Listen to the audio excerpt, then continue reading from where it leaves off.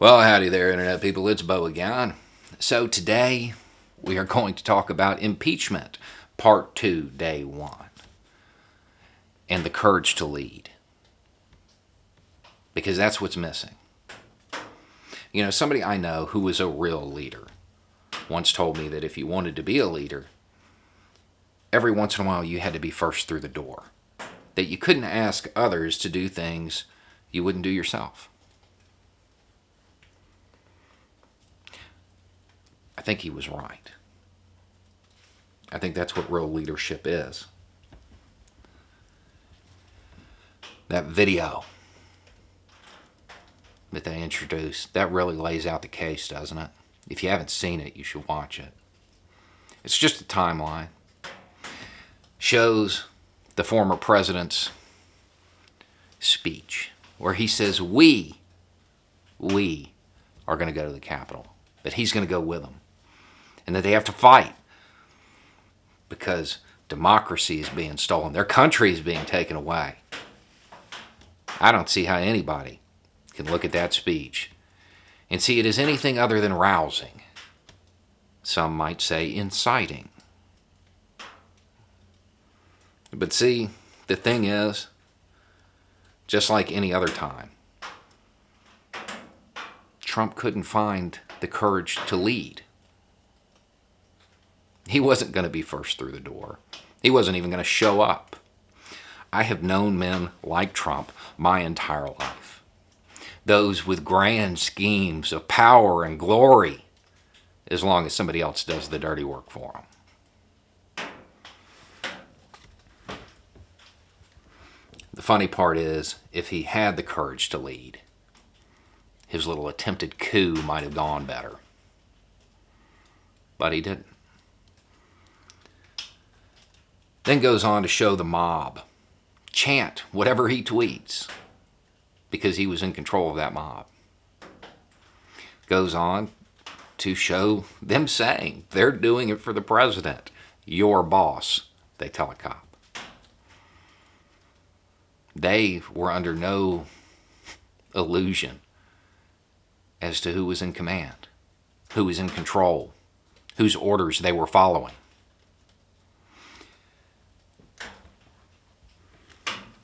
But he wasn't leading. He was just being a boss. Ready to take the credit for the dirty work that others perform. Even with this mountain of evidence, Republicans in the Senate are looking for any reason to acquit.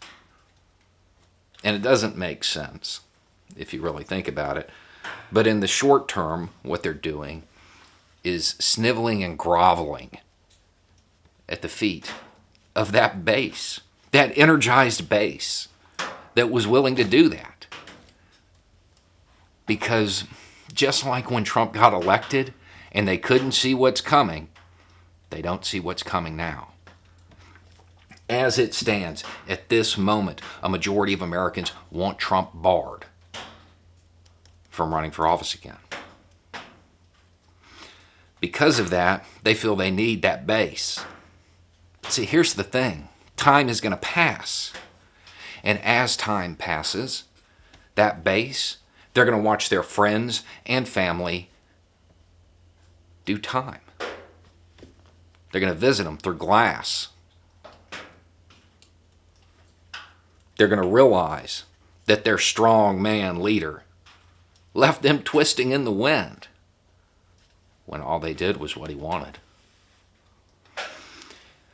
That's something that's probably pretty disillusioning. I wonder if that disillusionment is going to be limited to just the man who duped them, duped being their word.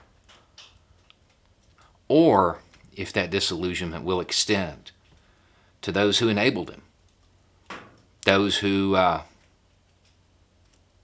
assisted, those in the Senate who they might see as accessories after the fact.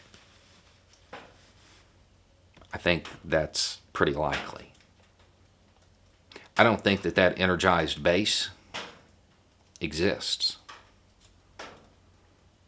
I think when he left them to do his dirty work, it was over. They don't want to admit they're wrong yet. But at that moment, it was over. And then when they cried out for pardons for following his orders, oh, that just cemented it. Because their cries went unheard. Dear leader left them behind. Not just would he not be first through the door, he wasn't even going to show up. And now the country is left wondering whether just half of Republicans are willing to put the country over party, over their perceived base that probably doesn't exist anymore. McConnell signaled that it's a vote of conscience, meaning Republicans are free to vote however they want.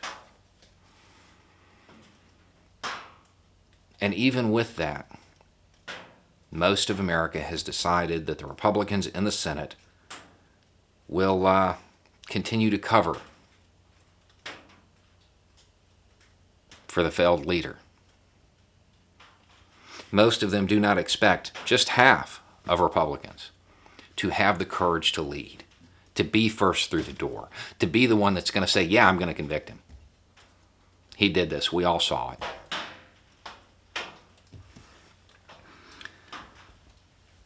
At the time when the country needs them the most, Republicans in the Senate are chasing the ghost of a base rather than leading, rather than protecting the country.